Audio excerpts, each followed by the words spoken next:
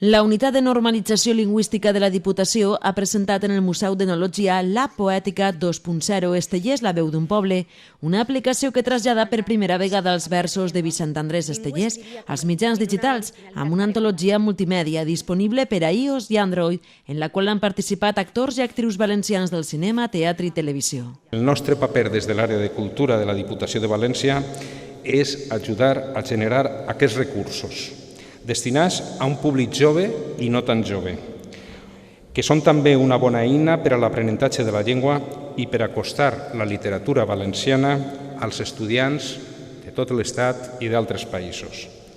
Ara que l'aplicació ja està feta, el que hem de fer és difondre-la.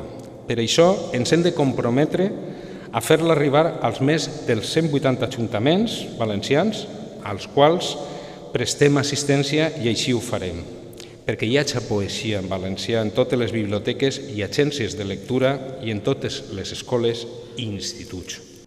La presentació va combinar projeccions audiovisuals amb la interpretació en directe de poemes de Vicent Andrés Estellers. L'aplicació reuneix alguns dels poemes més famosos del poeta nascut a Burjassot.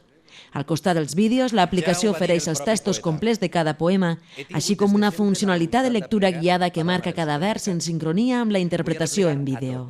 Quan Estellers es definia com el fill del forner que feia versos, estic segur que no era només una figura feliç. Sempre he pensat que l'ofici de son pare de veritat el va marcar. A tots es manté la farina, i ella fina que fina. És ben fàcil amagar, diluir, enganyar, però si es vol ser autèntic només hi ha un camí, i és la senzillesa, la paraula nua, la genuïna, la primigènia. Al llarg dels versos d'Estellers escoltarem aquesta voluntat de transcendir des de baix, des de les arrels, i sentirem també les paraules pregones, profundes, les antigues, que defineixen un ofici on és tan fàcil enganyar com ser descobert, l'ofici del forner i el del poeta.